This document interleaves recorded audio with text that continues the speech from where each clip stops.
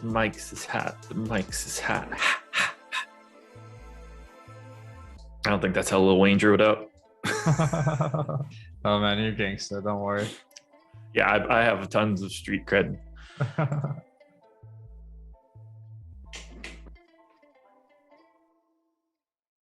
And we are live. Welcome to the NFL Strategy Show. It is Friday, September 10th. I am Josh Engleman. I am joined by the boss man himself, Alex Baker. You guys know him as Awesemo.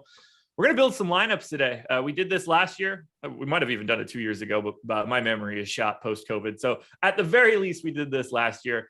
And to me, it's one of the best things that we do on the channel. It's fun to really dig in, build lineups by hand. This isn't, obviously, Alex and I spend a lot of time in Fantasy Cruncher, but we get to show you guys our lineup builder tool behind the scenes. You get to see our thought process in constructing a cash lineup, constructing a GPP lineup, the reasons that we might do some of the things that we do.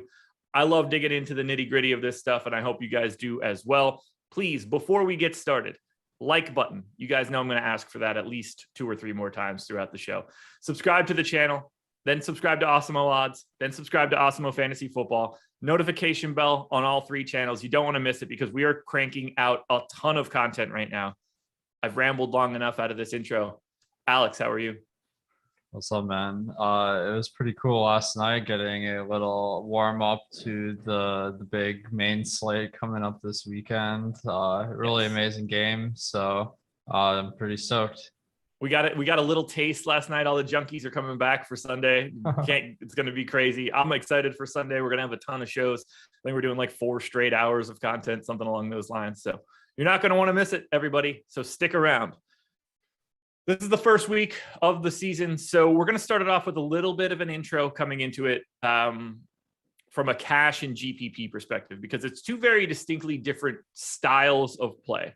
Ultimately, when push comes to shove, you're trying to roster the best players as much as you can. You're paying attention to some different things for GPPs and larger field GPPs in comparison to cash games. So let's just start from a cash perspective. If people are wondering, how should I build cash lineups, or what are your thoughts on cash lineups? Let's start here. A cash lineup or a cash contest is going to be something that's paying out about 50% of the prize pool. So we're talking head-to-heads, 50-50s, double ups. These are going to be your cash game scenarios. Half of the money-ish is going back out. So Alex, when you're approaching a cash game, what is like your first checkbox? If you're going to write like a bulleted list, the number 1 bullet for a cash game is going to be what for you? Yeah, I mean, essentially, the first guys I'm gonna put in my cash lineup are the ones benefiting from an injury, probably. The salaries on DraftKings and FanDuel were released about a month ago, so a lot's changed since then. We can really leverage that. And then the other kinds of players are the studs that we know are awesome in fantasy. Getting some of those cheap value plays that open up help you like construct the lineup of killers. So there we go. That's step one right out of the gate. Find the inefficiencies in pricing and using those inefficiencies, get the guys that you expect to just be relatively safe, we'll say. The Christian McCaffreys of the world, who, so long as they are on the field, are going to be involved in all facets of the offense from start to finish, no matter how the game actually plays out.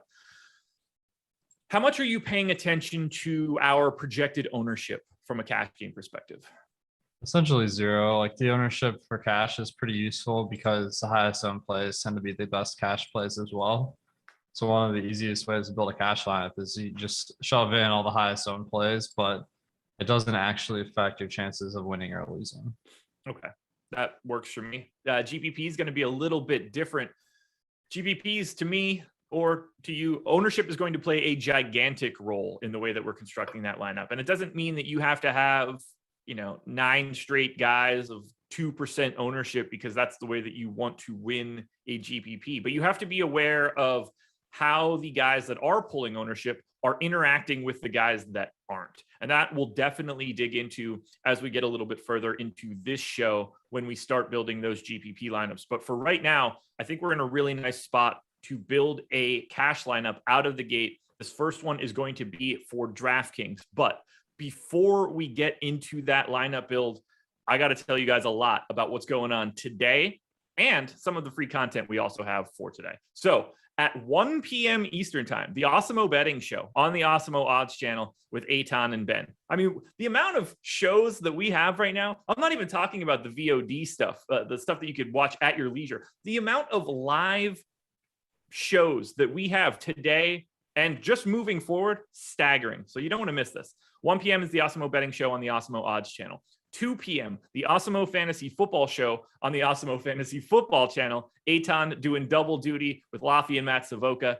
We've got a 3 p.m. Yahoo specific show for the NFL with Greg and Steve. We've got a 4 p.m. Prize Picks college football show with Jordan and Matt G. We've got the MLB deeper dive. I'm coming back for that bad boy at 4:30 with Ship My Money. We're going to break it down for 45 minutes, turn it over to MLB Live Before Lock with Emac and Terry. And then we're still not done. College football Live Before Lock with Ben and Matt at 6:30.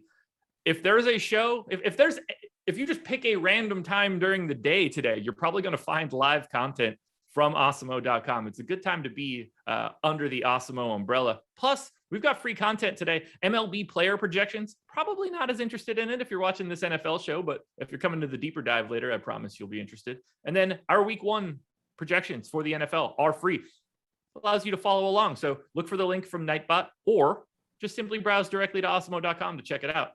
Alex, are you ready to build a DraftKings cash lineup? Let's do it.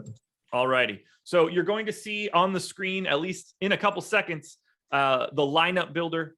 This is a tool that we have. This is not going to be an optimizer. It's not automatically generating anything. This is going to be a great tool for someone that's looking to build a lineup by hand or build a few lineups by hand. There's going to be data on the screen that we will talk through as we get to it. But let's just start here, because you can go sort of any direction you would like when using the lineup builder. There's no specific way to start. In your opinion, is there a way that you would want to start building a cash lineup? So actually the one play that's gravitating I'm gravitated towards the most. It's funny because in GPP, defense is the last one we want to pick because we don't really care that much. Yeah. But there's one defense that's really standing out this week, which is the Falcons facing Philadelphia. They're only 2K and they're a favorite in this game. Jalen Hurts, not a great quarterback as far as we know here. So that will just open up our lineup to really pick whoever we want. Works for me. They are my number 1 defense as well. I fully expect to have them in cash as we get a little bit further. So right out of the gate, we are adding the Atlanta Falcons at 2K into our cash lineup. Normally that's like the last thing we do, but we are approaching it in reverse for today. Falcons are in. I think the next guy is pretty obvious to me. I think it's probably going to be pretty obvious to you. We're going to go to the New Orleans Saints at wideout, $3,400 Marquez Callaway. We have no Michael Thomas. Callaway's role is just bigger than his anticipated price was a month ago. Do you have anything else to add for Callaway? Yeah, I think you said it all. Michael Thomas was in when they made the salaries. Now he's out. That's huge. And we are currently projecting Callaway for just shy of 19% ownership. He is going to be one of the better, if not the best, point per dollar plays on DraftKings for the slate. These are the sort of things that simply get you there pretty quickly. It doesn't take a lot to look at, say, our projections table. We also have, the boom bust tool as well, new for the NFL this season. You can see some of these guys separating from the pack almost immediately. There are a couple guys that, do you consider some plays to be obvious lock type plays in cash? Like in GPPs, to me, there's no such thing as a quote unquote lock. In cash games, I think that's probably a little bit different. Like, what would it take for you to not have someone like Callaway in a lineup? Is it just that you have so much salary left over at the end that you can just simply upgrade him to something better? Yeah, I mean, the only way would be if spending down at wide receiver and defense just left us too much money to get the players we wanted, and not spend all our salary. So Anthony in chat has a question, and I think you and I will be on the same page for this answer, but I do want to touch on it. Said, are you guys worried about Callaway's matchup against Alexander? I'm not at all, for this reason. He's $3,400 on the slate. Salary is the most important piece of all of this. If somehow you showed up and saw that Derrick Henry was $3K this week, it wouldn't really make much of a difference what his matchup was. You can take the best defense in the league. You can take a Pro Bowl style defense and piece it together if you would like. Ultimately, the guy is just not priced where he should be, and you're still getting there anyway. So for a cash game perspective, at least for extreme values, the matchup there largely irrelevant. You feel the same way? Yeah, I mean, it's already worked into what we're doing with our projections, so it's factored in. If you really wanted to switch to Deontay Harris, I think he's a great play too, but I would probably recommend Callaway, even though it's a tough matchup, because all the reports are that he's the number one guy in New Orleans right now. Perfect. So we've got two guys in, well, one guy and an entire team of guys in Callaway and the Falcons. What direction would you look to go next? Do you look to go to your quarterback? Do you look for any type of stacking in a cash game lineup? What is your next sort of theory as we get to our third pick? Yeah, stacking is not a factor. I'm really worried about the average points and not the correlation. So there's a lot of different ways we could go here. I feel like running back is pretty open on DraftKings this week, but one guy that stands out is James Robinson. He's 6,400, and the matchup versus Houston is really great, where Jacksonville is a favorite in this one. They're not likely to be huge favorites most of the year. And obviously, Etienne got ruled out for the year after these salaries were released. So James Robinson went way up on the board. So James Robinson, and I'm looking at multiple tools right now. I have our boom bust tool open. I have your big board open. I have our ownership open. I have, not that I couldn't see it on the lineup builder, which also has it, but I also have our lineup builder open. I'm building along with the live screen. You have James Robinson 18th overall on your big board. If I filter it down to just main slate, new feature for this year, by the way, it's good to see. Robinson climbs a little bit. We take out a couple guys ahead of him, but either way, I think he looks like a really nice option to add to the lineup. That gives us a running back now. So we're at a running back, a wideout, and a defensive player. And I think we just continue to fill it out with sort of guys that are near the top of your big board. So we've got Callaway third on the big board, 3,400. We also have T. Higgins, 4,700, coming in sixth on the big board. Are we slotting him in almost immediately and just dealing with the upgrade later? Yeah, I'm done with T. Higgins. I mean, super high draft pick last year, and Joe Burrow's healthy, so it looks good to me. We are going to have a sizable amount of money left over coming down the line, which I'm anxious to see how we end up deploying that. I'm also really curious to see how well we rank from a projection standpoint and a contrarian standpoint, because at the end of this, when we're done building this lineup, we'll get a score for our projection. We'll get a score for contrarian. And generally speaking, in this situation, we're probably going to be looking at 90 plus percentile for score, and likely lower than 10% from a contrarian ranking is where we're probably ending up. It'll be a little bit different for GPPs, but let's see where we get to. And we can talk through it once we're there. Do we just slot in a pay up option now at wideout? Because we can go a couple different directions. Stephon Diggs is number 1 in your big board. Calvin Ridley is number 2. Devontae Adams, number 5 overall, but just up there. Top 5, 3 wideouts, 3 high-end wideouts. I assume we're just going to slot that in the end and take like the guy that fits most. I'm trying to look elsewhere.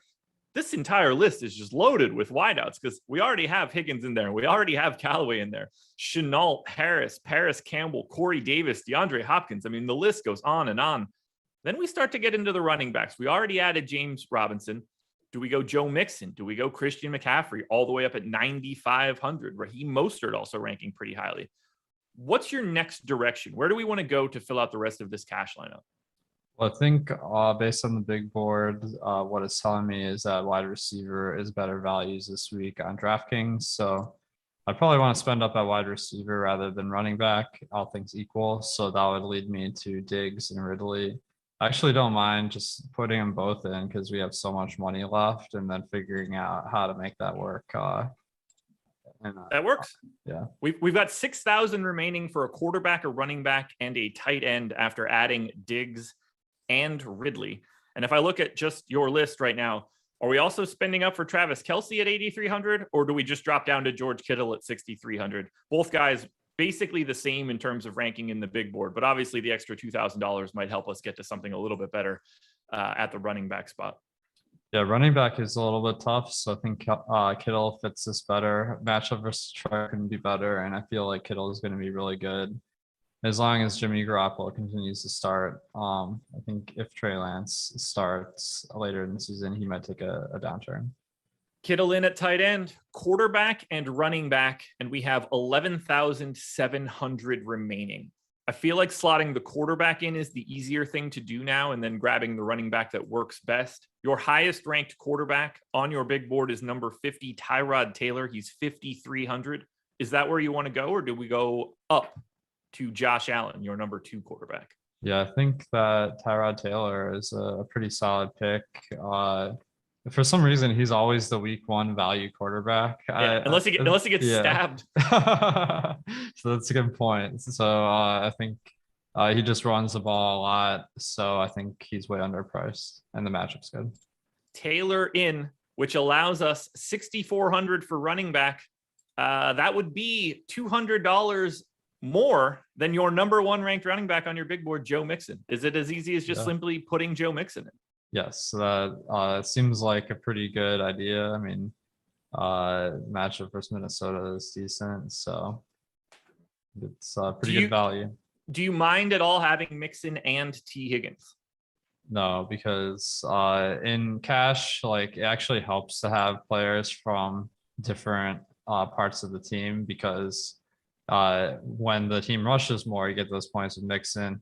When it passes more, you get Higgins. So I'm not worried about them both blowing up this week. Just want like the combined efforts. The lineup is in. We've got $200 left over, projected for just shy of 150 fantasy points. Our value ranking, greater than 90%. Our contrarian ranking, less than 10%. To me, we just built a fantastic cash lineup. I don't have much else to add. It's projected very well. All of these guys are pulling some ownership, so it's not like we're off the beaten path here. This looks like a really good cash lineup. Yeah, I feel like we can just do a mic drop here. We should. if we could, we'd just get out of here right now. We already knocked it out of the park. To me, that's exactly what just happened.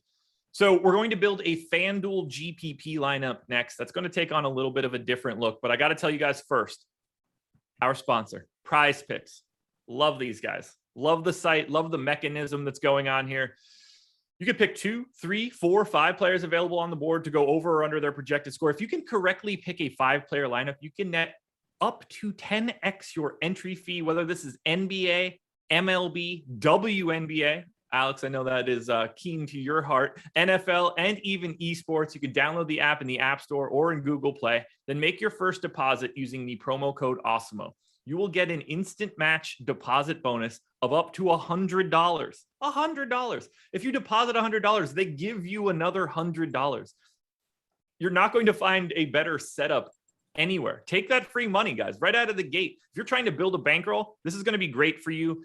We have plenty of tools on the site, specific shows for Prize Picks that are airing today that will help you out. So thank you to Prize Picks for being the presenting sponsor. And if you're looking to get signed up at awesemo.com, use the promo code DAK, D-A-K. Look pretty good on his way back. You can get an NFL Express weekly pass for $1. So you're going to get player rankings and player ownership. Sorry. Yes, player rankings, ownership rankings. This is going to be a lot. There's going to be a lot of things I'm going to say. We have a lot of stuff behind the paywall, guys. It's really just kind of crazy. You'll get access to Slack. But the big piece for our Express packages now is that you will get some access to our single game / showdown contest. So you're going to get projected ownership, optimal lineup probabilities for tiers now. Our Express pack, using this promo code DAK for $1 for what you're going to get for a week, you're not going to want to cancel that when the week is over. I promise you. You're getting an incredible deal for $1. You can only do this deal up until Monday, September 13th. Don't overlook it. Get in, see what we've got behind the paywall. I promise you, you're going to stick around after that first week. Alex, are you ready to build a FanDuel GPP lineup? Let's do it. When you look at this FanDuel slate, is there a player that you immediately think to yourself, this is a guy that I want to have in a GPP? Or is the first place that you're going potentially the top stacks tool? Try to figure out what our baseline is going to be out of the gate? Yeah, I'm usually starting off with a stack because I can lock down 3 or 4 players right from the get-go. So that makes building the rest of the lineup a lot easier. I'm kind of pulling up our ownership projections. So right now at quarterback, it looks like Mahomes and Allen are the most popular. If I'm seeing Matt Ryan has 4.6%, and I know Atlanta likes to pass the ball a ton. Yes. And we have him as Atlanta as being a 9.6% chance of being the top stack. So I think there's a lot of leverage there. They are quite positively leveraged per the top stack tool. That is the third biggest positive leverage stack on the slate. They are the third best odds of being the top stack as well. Sounds to me like we're immediately going to Matt Ryan and I can only assume Calvin Ridley. Definitely. Yeah. I mean, Calvin Ridley is like a lock. If you're doing an Atlanta stack, I'm not going to worry about trying to get it from other players. Now, my next question to you is, are we looking to double stack? Is this a spot where we try to go to Russell Gage, Kyle Pitts making his debut? Is this something you want to do out of the gate? Is that something you'd be willing to look at later on if it still fits for you? Definitely. Yeah. I think one of those 2 guys we should put in. So I did look at the props this morning, and that kind of reaffirmed my take that Gage is going to be a little bit safer of a bet than Pitts right from the beginning of the season. So that'd be my lean because Pitts is kind of like that rookie everyone wants to play. So I feel like Gage is a little bit less of a sexy pick. Okay. So we're going Gage right out of the gate. 5,700 on FanDuel. Nice price tag. The next question, and I know people are going to be curious about it. Are you running this back with someone from the Eagles? Is this Jalen Reagor? Are we trying to grab, say, Zach Ertz or Dallas Goedert? Or are we not bringing anybody back at all?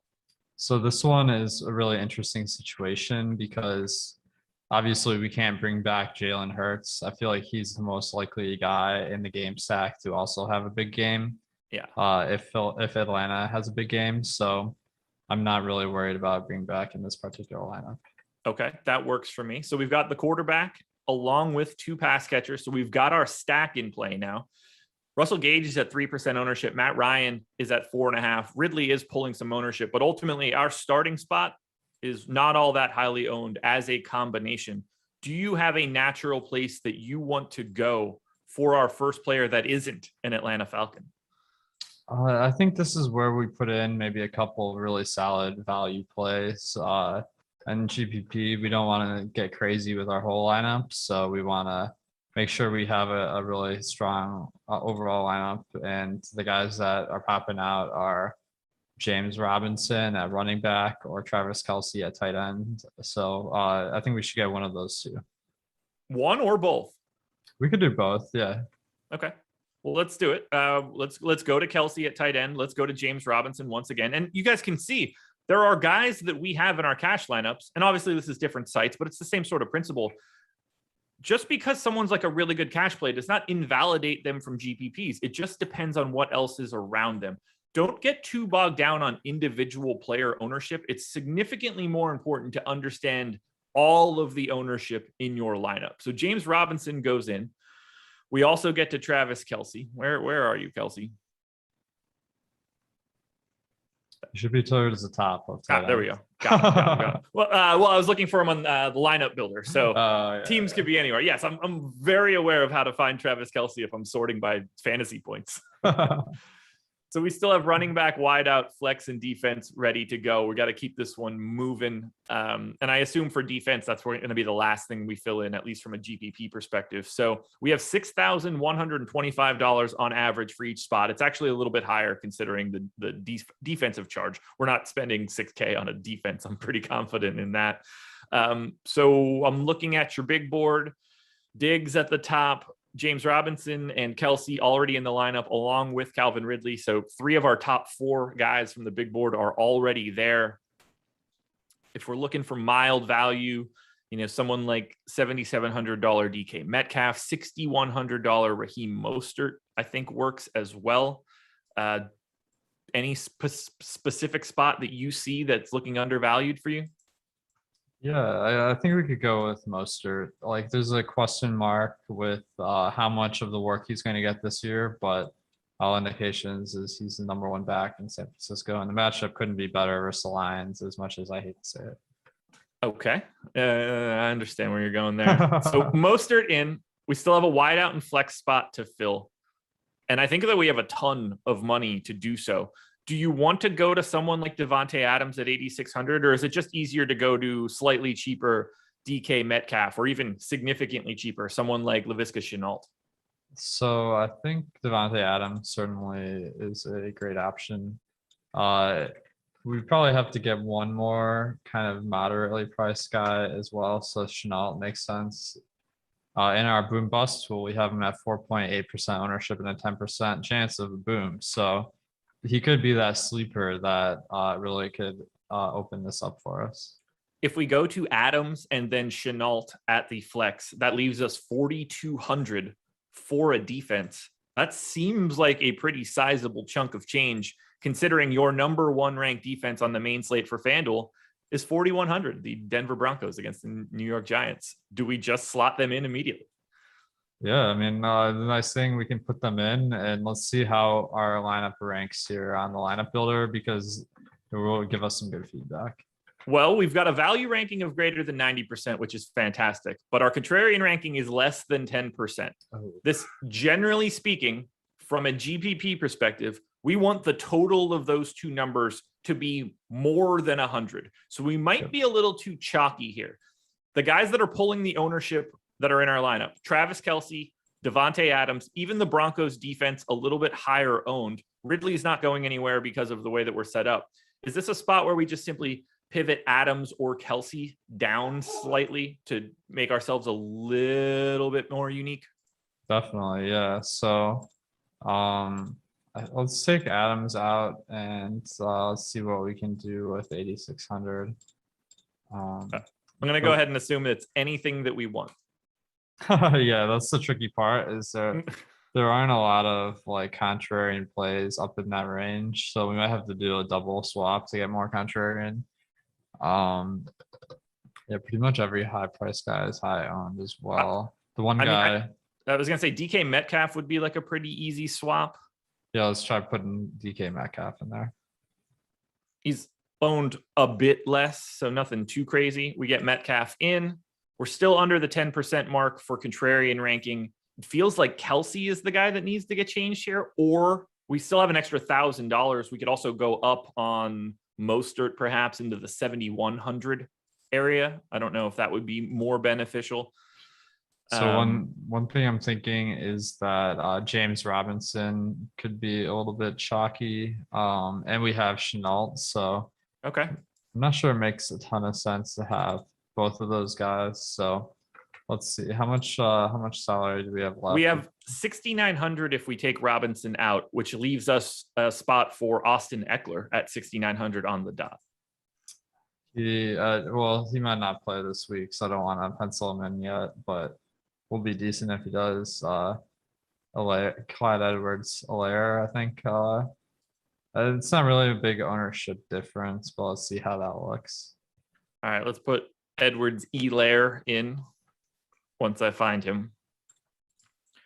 And we're still at sub 10% in the contrarian ranking. We're having a little bit of trouble making this lineup a little bit more unique. But as you can see, it's a pretty simple process to take somebody out, put somebody back in, reevaluate where your lineup is.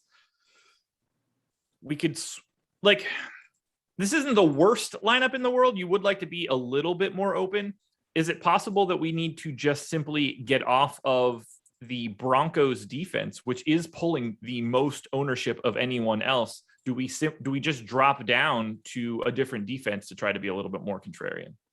That sounds like a good plan. I mean, defense is probably one of the most volatile positions. So, I noticed that the Colts defense is it's like the same price, but about like a fifth of the ownership, and they're going up against Seattle. Do we have DK Metcalf in here now? We do. Okay, so we don't want Indiana. But there's plenty of other options. We got Miami. They are taking on New England and Mac Jones debut. I kind of like targeting that. Okay. Let's slot in Miami. And if we do that with $200 left over, we're still sub 10% contrarian ranking. We're having some trouble here, but building out a super contrarian lineup. And this one doesn't look, if we're being honest, 5% own Matt Ryan, 10% Helaire, 9% Mostert, 20% Ridley, 3% Gage, a 12% owned Metcalf, 20 on Kelsey, but 5 on Chenault, 5 on Dolphins. This is not a highly owned lineup from the beginning of our cash lineup. We do have some highly owned pieces, but to me, this feels more contrarian than it actually seems. Yeah, definitely. I think we've lowered the ownership quite a bit from our initial ones, so this should get us more in the range of where we want to be, and the projection is still very solid. Alex, we've built a cash lineup on DraftKings. We've built a FanDuel GPP lineup. Is there anything else you want to touch on right now before we get out of here? No, I mean, I think that this is kind of talked about all the important concepts here, so it should be a really fun week, and good luck to all you guys out there. There you go, everybody. We will be here every Friday at this time, building out lineups by hand for you. If you have any further thoughts, please feel free to drop them as comments in the video, or under the video. Comment section is going to be underneath. And again, hit that like button. We're at 100 likes, or 99 right now. We need triple digits. Thank you guys for joining us. There's plenty of shows to watch, plenty of NFL coverage for you guys. We will be back again next week, but we got a ton of other things to watch. Good luck this Sunday, everybody. We'll talk to you later.